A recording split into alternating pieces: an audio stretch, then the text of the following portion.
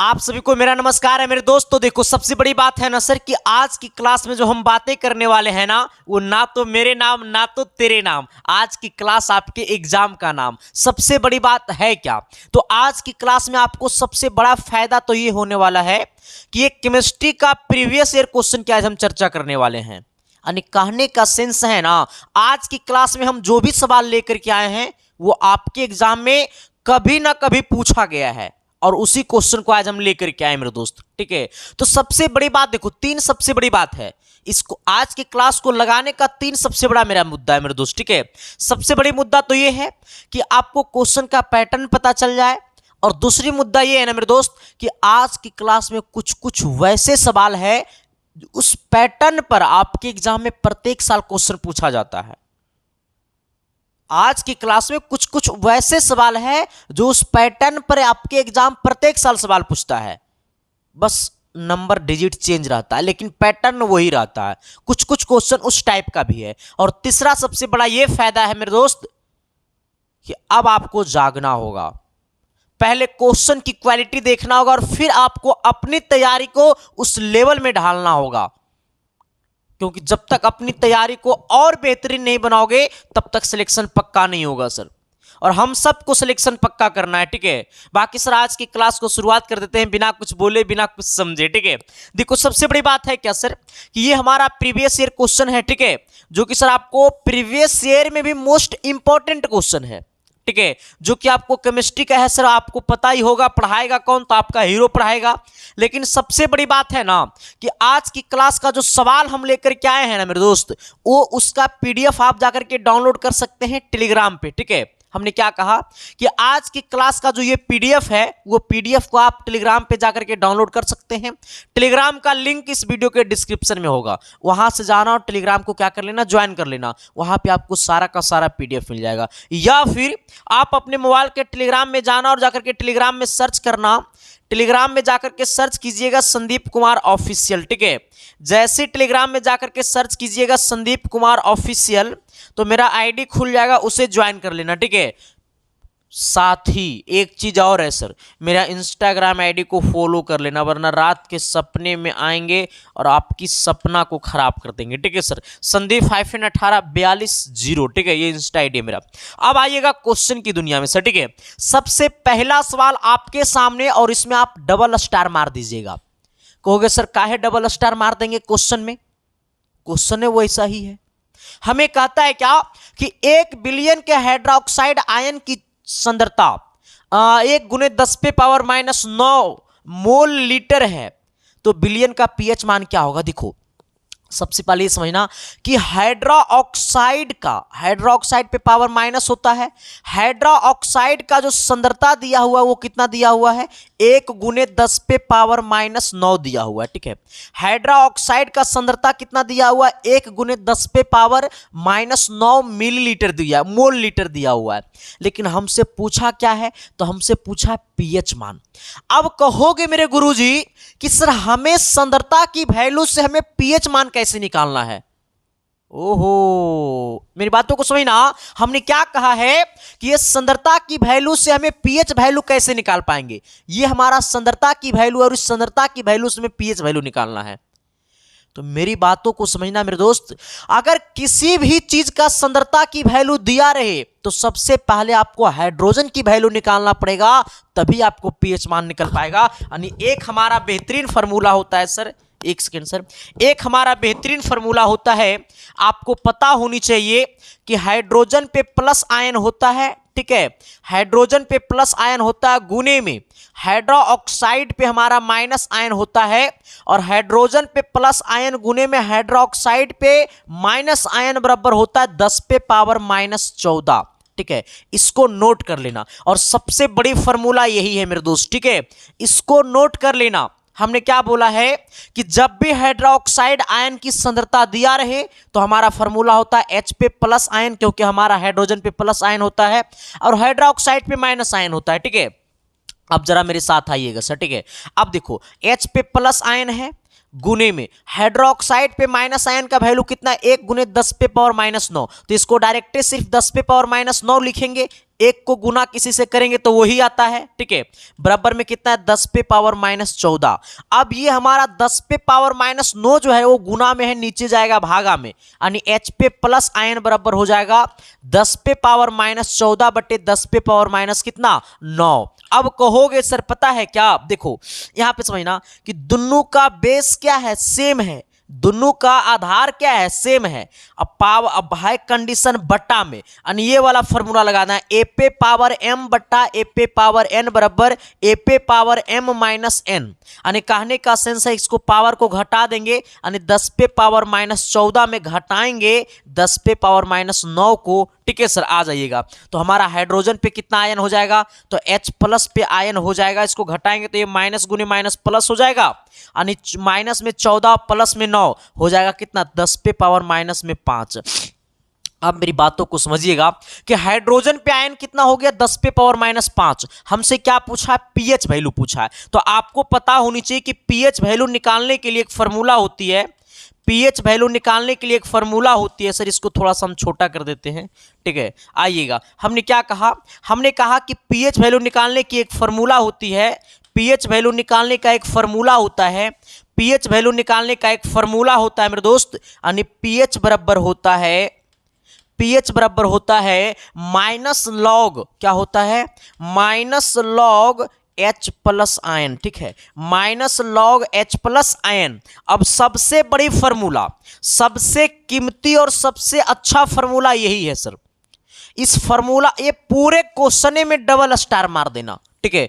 कोई ऐसा साल नहीं है जो आपके एग्जाम में ऐसा सवाल नहीं पूछा गया है सर, प्रत्येक साल पूछा गया है, ठीक है।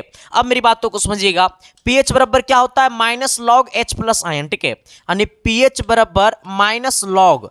आइएगा सर, हमें H प्लस आयन की वैल्यू क्या है, तो H प्लस आयन की वैल्यू 10 पे पावर माइनस 5 है, ये हो गया 10 पे पावर माइनस 5। अब मेरी बातों को समझिएगा, अगर लॉग A पे पावर B होता है तो बराबर में क्या होता है, अगर पावर पे पावर है तो जो ऊपर वाला पावर है ना वो आगे आ जाता है गुना में, और ये ज्यों का त्यों हो जाता है log a। और ठीक उसी प्रकार ये वाला जो पावर ऊपर में है ना वो आगे आ जाएगा गुना में, यानी pH बराबर यहाँ पे पहले से माइनस है और ये -5 आ जाएगा आगे गुना में, और गुने में क्या हो जाएगा सर log 10। और एक बात मेरी को समझिएगा मेरे दोस्त कि log 10 का जो वैल्यू होता है ना, हमने क्या कहा, हमने कहा ना सर कि log 10 का जो वैल्यू होता है ना वो 1 होता है, ठीक है, यानी जितना, और log 100 का जो वैल्यू होगा वो 2 होगा, और log 1000 का जो वैल्यू होगा ना वो 3 होगा। क्यों, क्योंकि 10 में 1 जीरो तो 1 वैल्यू, 100 में 2 जीरो तो 2 वैल्यू, 1000 में 3 जीरो तो इसलिए 3 वैल्यू, ठीक है सर। अब मेरी बातों को समझिएगा, अब इसको माइनस को माइनस से गुना करेंगे, यानी pH बराबर क्या हो जाएगा, ये माइनस गुने माइनस प्लस में 5 हो जाएगा, और log 10 का मान कितना हो जाएगा, तो log 10 का मान 1 हो जाएगा। यानी कहने का सेंस है कि हमारा pH जो वैल्यू आया है वो कितना आया है, तो 5 आया है, यानी pH वैल्यू मेरा कितना आया है, pH वैल्यू हम लोग का कितना आया है सर, तो pH वैल्यू जो हम लोग का आया है वो हमारा कितना आया है, pH वैल्यू जो हमारा आया है, pH वैल्यू जो हमारा आया है वो कितना आया है, 5 आया है। अब जरा बताना सर कि किसी को कोई दिक्कत, परेशानी, तकलीफ, कष्ट है तो बता देना सर। आपके सारे का सारे कष्ट को मैं कर दूंगा यूं खत्म, क्योंकि मैंने ठाना है, मैंने खुद में खुद से वादा किया है मेरे दोस्त कि जब तक आपकी आंखों में खुशियों का आंसू नहीं देंगे तब तक संदीप कुमार झुकने वाला में से नहीं मेरे दोस्त। इसलिए क्लास को एकदम बेहतरीन क्लास बनाना है और सबको कमेंट बॉक्स में कमेंट करना पड़ेगा मिशन रैंक 1। हाँ ठीक है सर। आइएगा अगला क्वेश्चन की तरफ आते हैं। अगला क्वेश्चन 2 नंबर क्या कहता है, सवाल बहुत हल्का है बट ये क्वेश्चन आपको पूछा हुआ आपका एग्जाम, कहता है सूचक वो पदार्थ है, हमें बोला है कि सूचक जो है वो पदार्थ है जो अम्ल के साथ रंग देते हैं। ठीक है, आइएगा, अम्ल के साथ रंग देते हैं गलत बात, क्षारक के साथ रंग देते हैं गलत बात, अम्ल तथा क्षारक दोनों के साथ रंग देते हैं गलत बात, अम्ल तथा क्षार के साथ भिन्न भिन्न रंग देते हैं। हाँ, सूचक जो पदार्थ है ना मेरे दोस्त वो हमारा अम्ल के साथ अलग रंग देता है ना, अलग रंग देता है, साथ ही क्षार के भी साथ क्या करता है, अलग रंग देता है। ठीक है, तो हमने क्या कहा कि सूचक वो पदार्थ है जो अम्ल तथा क्षार के साथ भिन्न भिन्न रंग देते हैं। ठीक है। तो आपसे ये पूछेगा कि सूचक कैसा पदार्थ है, तो सूचक वो पदार्थ है जो अम्ल तथा क्षार के साथ भिन्न भिन्न रंग देते हैं। तो अगर आपसे पूछेगा कि अम्ल तथा क्षार के साथ भिन्न भिन्न रंग देने वाले पदार्थ को क्या कहते हैं, तो अम्ल तथा क्षार के साथ भिन्न भिन्न रंग देने वाले पदार्थ को सूचक पदार्थ कहते हैं। यानी ऑप्शन नंबर क्या हो जाएगा, डी हो जाएगा सर। आइएगा अगले क्वेश्चन की तरफ, ठीक है। अगला सवाल कहता है कि पानी के 180 ग्राम में मोलों की संख्या क्या होगा। अब हमसे पूछा है क्या, तो हमसे पूछा मोलों की संख्या और हमें पानी के इतना ग्राम दिया हुआ है। अब मेरी बातों को समझिएगा सर कि पानी का सूत्र क्या होता है, तो पानी का सूत्र होता है H2O, ठीक है। तो सबसे पहले आपको यह समझना है कि मोलों की संख्या बराबर क्या होता है। हमें सबसे पहले यह फॉर्मूला को समझिए कि मोलों की संख्या का सूत्र क्या होता है, क्योंकि हमें निकालना है मोलों की संख्या, और जब तक मोलों की संख्या का सूत्र नहीं पता रहेगा तब तक कुछ नहीं पता चलेगा, ठीक है। तो मोलों की संख्या का सूत्र होता है ग्रामों में भार। हमने क्या बोला है सर, ग्रामों में भार, ग्रामों में भार अब बट्टे में अनुभार। हमने क्या कहा, हमने बोला है सर कि मोलों की संख्या का जो सूत्र होता है ना, वो होता है ग्रामों में भार बट्टे अनुभार। हमने क्या कहा कि मोलों की संख्या का जो सूत्र होता है वो ग्रामों में भार बट्टे अनुभार। यानी इस फार्मूला को आप क्या कर दो, नोट कर लो डबल स्टार मार करके, क्योंकि इस फार्मूला पे आपके एग्जाम में एक ना एक क्वेश्चन पक्का आएगा।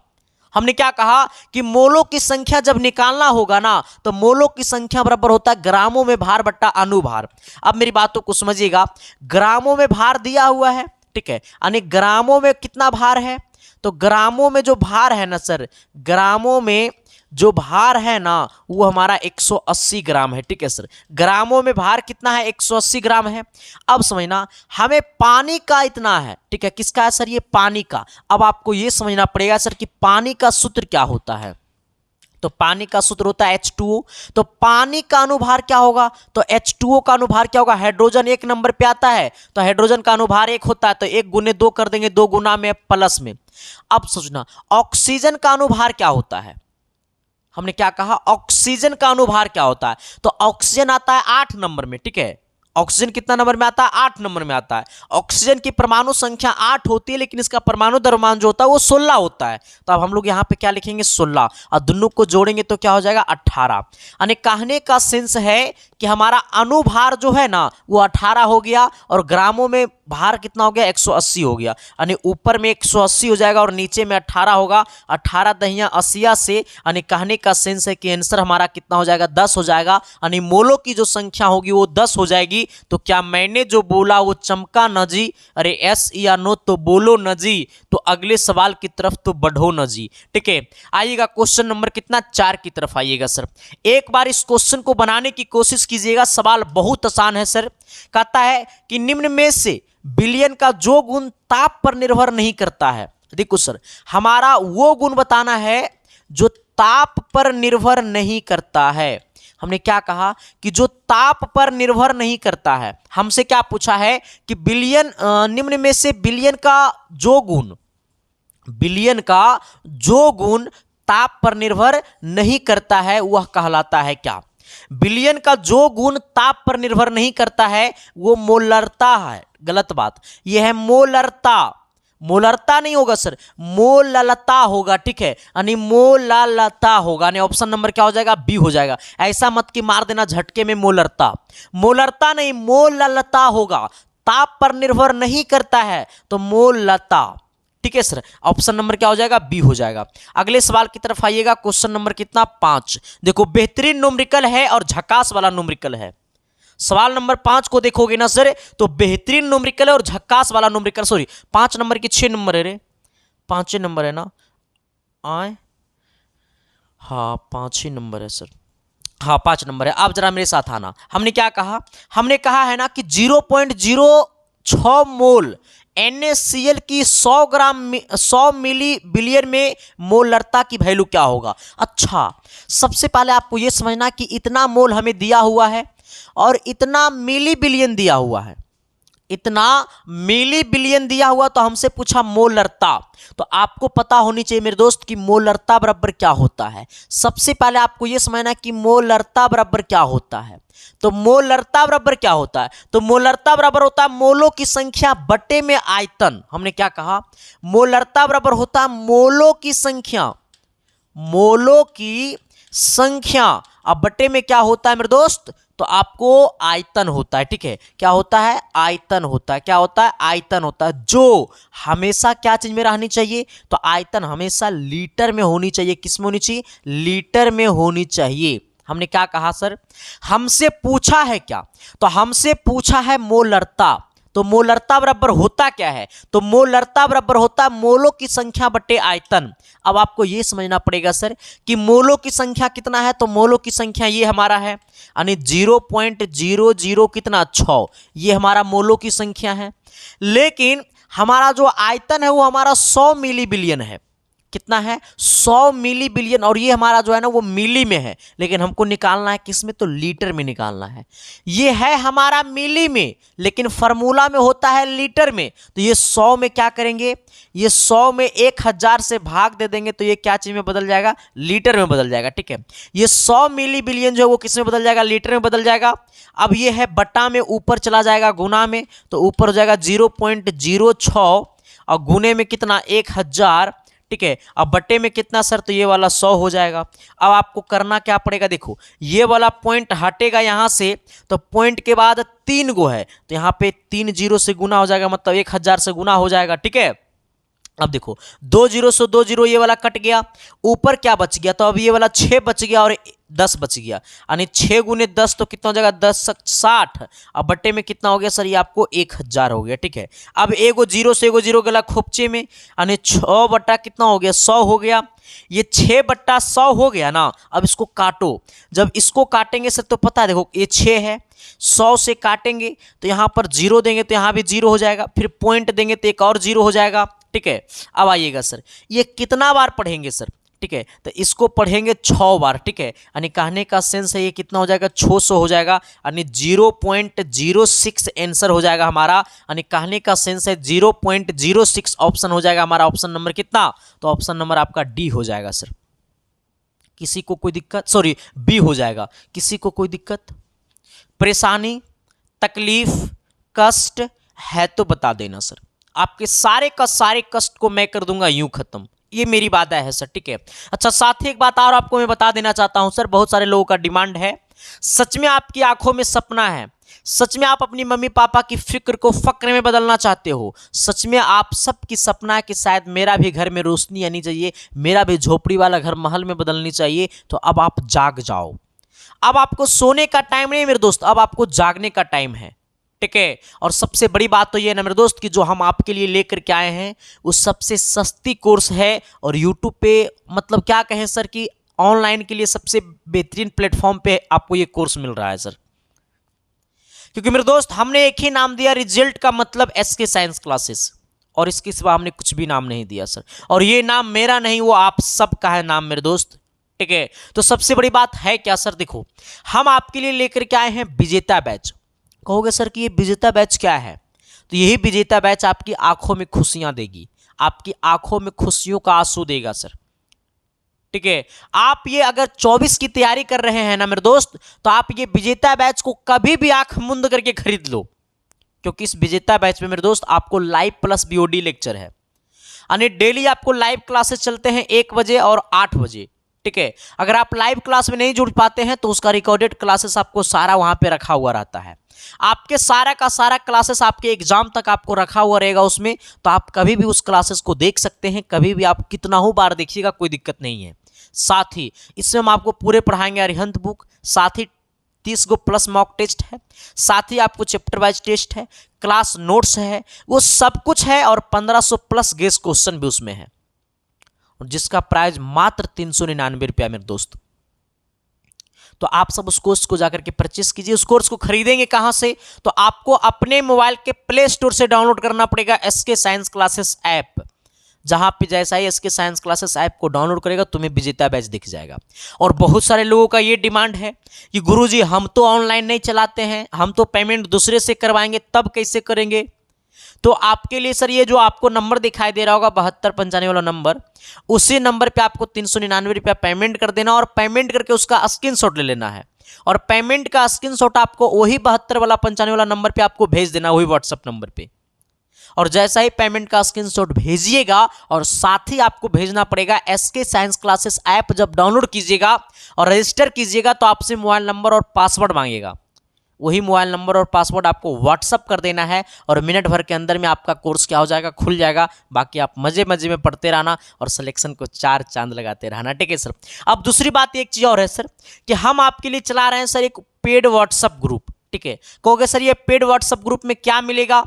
तो आपके मतलब सिलेबस में जितना भी चैप्टर है ना फिजिक्स केमिस्ट्री मैथ में, टोटल 85 चैप्टर, वो 85 चैप्टर का मेरे लैंग्वेज में रिटेन नोट्स हम आपको दे रहे हैं सर, ठीक है। मैं आपको नोट्स दिखाई देता हूं क्योंकि सर देखो ये नोट्स में मैं सर कई रातें जग जाता हूं तब जाकर के सर ये नोट्स मेरे लिए तैयार हो पाता है। आप इस नोट्स को देख सकते हो सर। अभी तक हम लग रहा है कि 6 से 7 चैप्टर का नोट्स 8 चैप्टर का दे चुके हैं, ठीक है।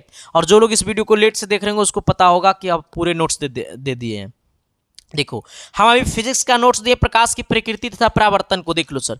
हमने कितने अच्छा से हमने पहले कंटेंट को हमने अपने हाथों से लिखा पूरा का पूरा। देखो सर हमने सबसे पहले अपने हाथों से लिखा, तब थ्योरी लिखा, क्वेश्चन लिखा, वो सब कुछ हम लिखे हुए मेरे दोस्त देख रहे हो। और ऐसा ही करके हमने प्रत्येक चैप्टर का बना रखे हैं सर।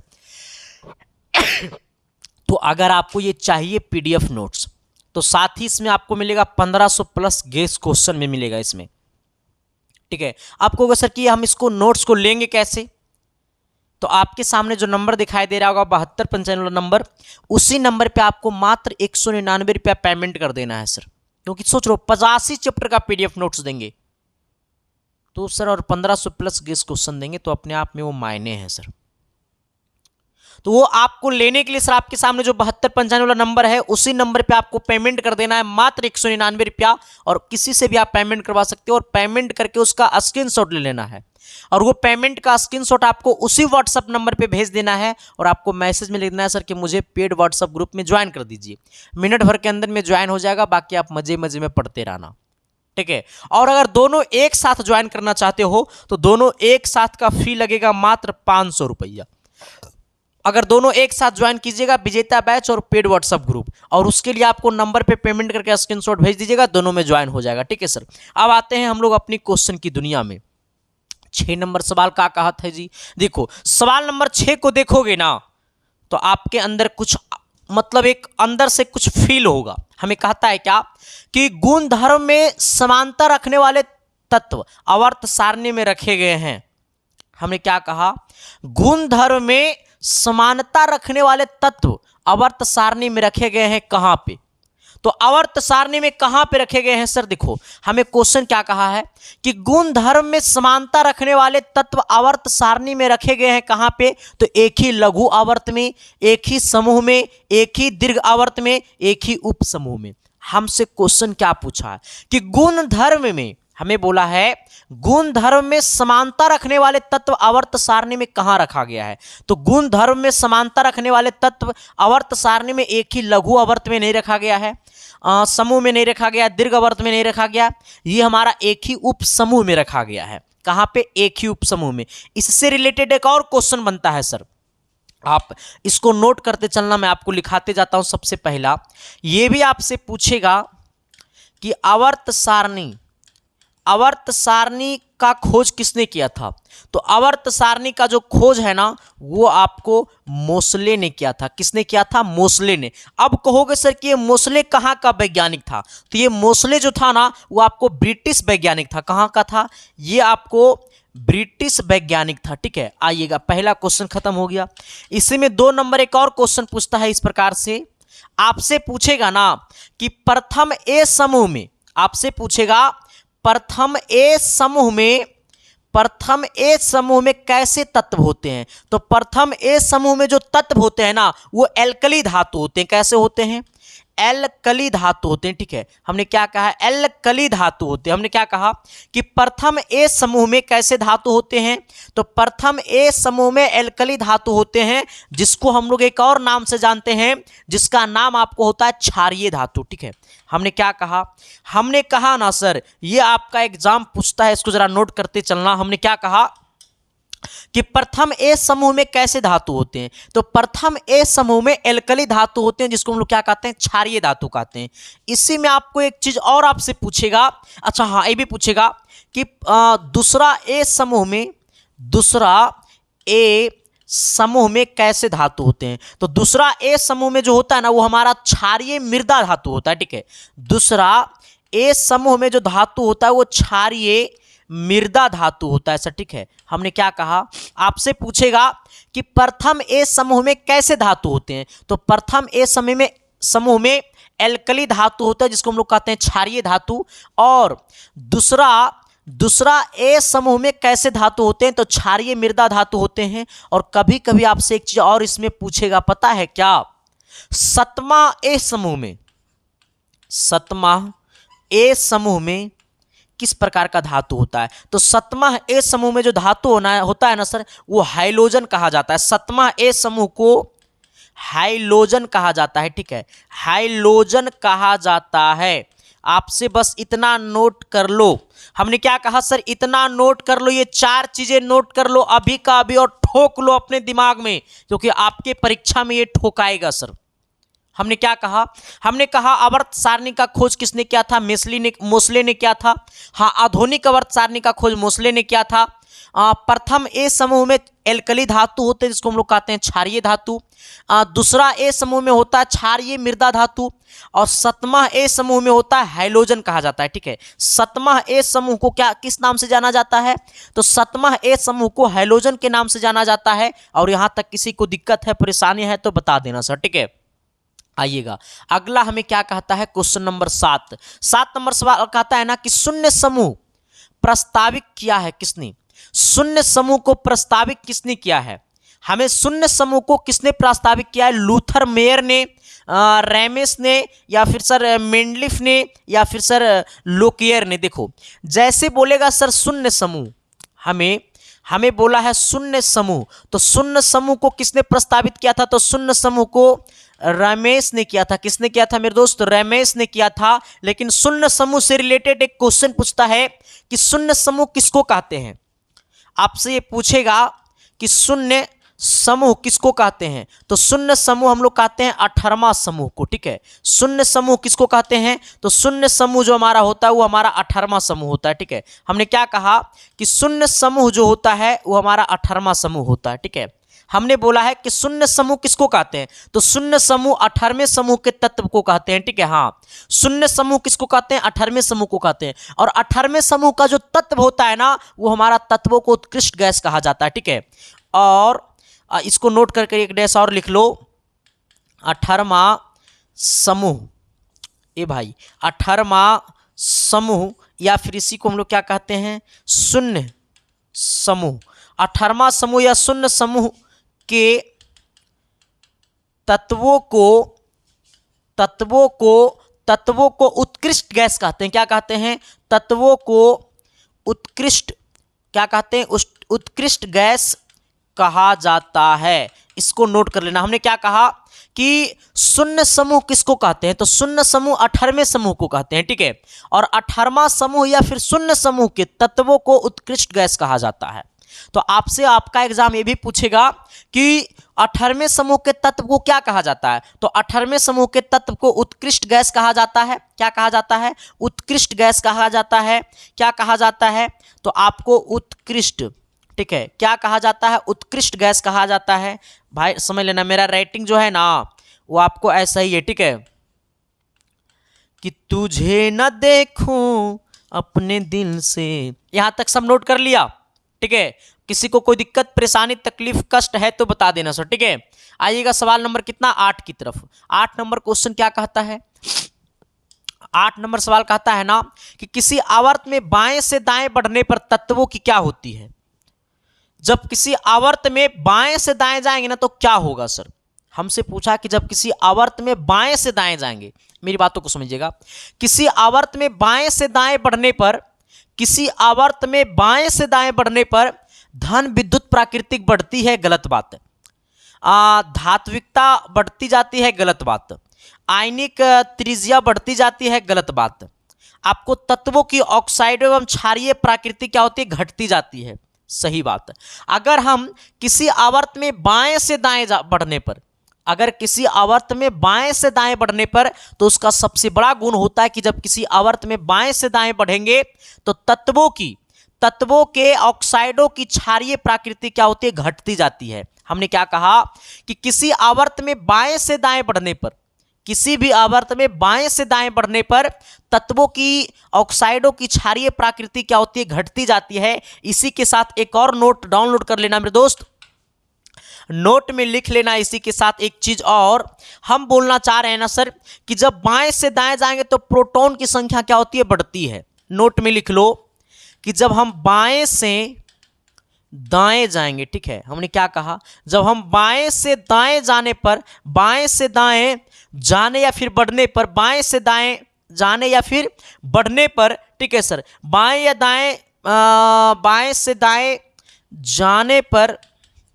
जाने पर प्रोटॉन किसकी संख्या मेरे दोस्त, तो प्रोटॉन की संख्या, ठीक है, प्रोटॉन की संख्या बढ़ती है। क्या होती है, बढ़ती है सर। प्रोटॉन की संख्या क्या होती है, बढ़ती है। हमने क्या कहा सर, हमने कहा है कि जब बाएं से दाएं जाने पर प्रोटॉन की संख्या क्या होती है, बढ़ती है। और इसी के साथ एक चीज और नोट कर लेना कि जब दाएं से बाएं जाएंगे और जब दाएं से बाएं जाएंगे, जब दाएं से बाएं जाने पर परमाणु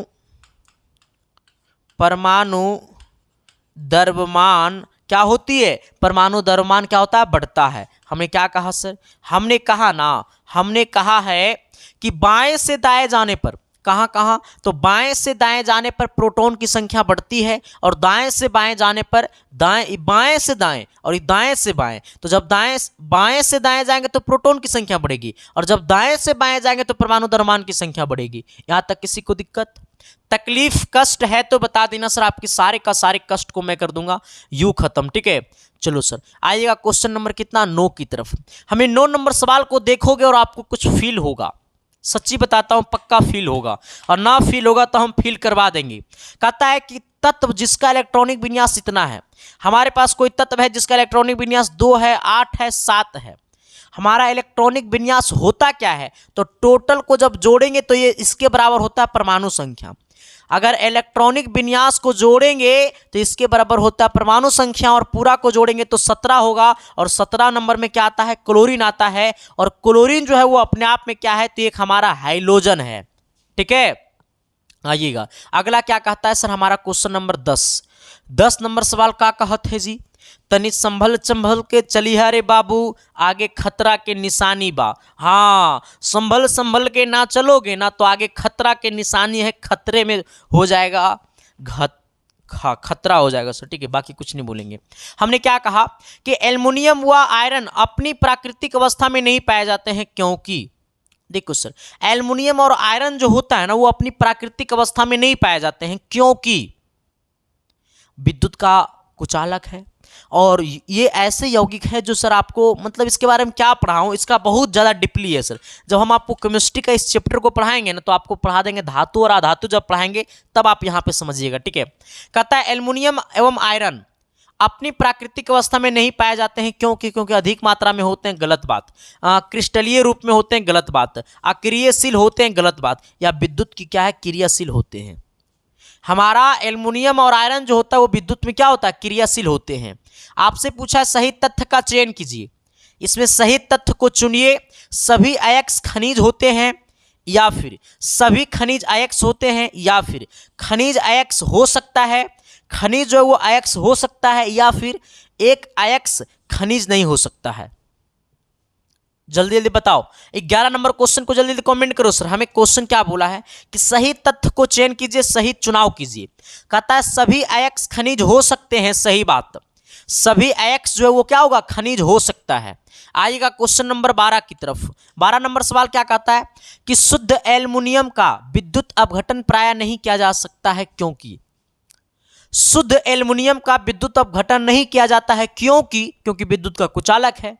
हमने क्या कहा कि शुद्ध एल्युमिनियम का विद्युत अपघटन नहीं किया जाता है प्रायः क्योंकि। शुद्ध एल्युमिनियम का विद्युत अपघटन नहीं किया जाता है क्योंकि ये विद्युत का क्या है, कुचालक है। ऑप्शन नंबर क्या, ए हो जाएगा। आइएगा सवाल नंबर कितना, 13 की तरफ। सवाल नंबर 13 देखोगे तो हल्का फुल्का फेरा होगा सर। कहता है जल की अस्थायी कठोरता का कारण कैल्शियम तथा मैग्नीशियम। जल की अस्थायी कठोरता का कारण क्या है, कैल्शियम तथा मैग्नीशियम के क्लोराइड एवं सल्फेट। ठीक है, क्या है, क्लोराइड एवं सल्फेट। आइएगा 14 नंबर सवाल की तरफ। ठीक है, 14 नंबर क्वेश्चन क्या कहता है, तनिक संभल के काम कीजिएगा। कहता है जल में थोड़ा सा अम्ल मिलाकर उसका विद्युत अपघटन करने पर धानोद पर मुक्त गैस का नाम क्या है। हमें बोला है जल में थोड़ा सा अम्ल मिलाकर उसका विद्युत अपघटन करने पर धानोद पर मुक्त गैस का नाम क्या है। तो धानोद पर मुक्त गैस का नाम हमारा ऑक्सीजन है, जो कि आपका क्या है सर, ऑप्शन नंबर ए होगा। अब आप 15 नंबर क्वेश्चन को आप खुद कमेंट बॉक्स में कमेंट कर देना कि शुद्ध जल का पीएच मान क्या होता है, 7.4 या 7 या फिर 6.2 या फिर 14। यानी आप सबको 15 नंबर क्वेश्चन को कमेंट बॉक्स में कमेंट करना पड़ेगा और जिनका सही जवाब रहेगा उनको पक्का हम अपनी साली से शादी करवा देंगे सर। हाँ ठीक है, बट आप ये बताना सर कि ये क्लास आपको कैसा लगा। सच में ये क्लास अच्छा लगा तो लोगों तक शेयर कर देना, अपने अपने व्हाट्सएप के स्टोरी में लगा देना, फेसबुक के स्टोरी में लगा देना, ताकि लोग आपके बारे में सोचे कि जो बंदा कल तक लड़की की स्टोरी लगाया करता था, जो बंदा एजुकेशन से रिलेटेड, पढ़ाई से रिलेटेड स्टोरी लगाने लगा, इसका मतलब बंदा में प्रमोशन हुआ। ठीक है, हाँ तो पड़ोसी का जलना ये हमारी शान है। ठीक है, तो एक बार जाते जाते सबको कमेंट बॉक्स में कमेंट करना पड़ेगा मिशन रैंक 1। ठीक है, बाकी सर सबको थैंक यू, लव यू, देखते रहना इसके साइंस क्लासेस। बाकी हम मिलते हैं आप सबके बीच अगली क्लास में, फिर सुबह 10 बजे हम आपसे मुलाकातें करेंगे। आपके स्वागत करने के लिए हम हमेशा तैयार रहेंगे। बाकी देखते रहना इसके science classes. Thank you, love you.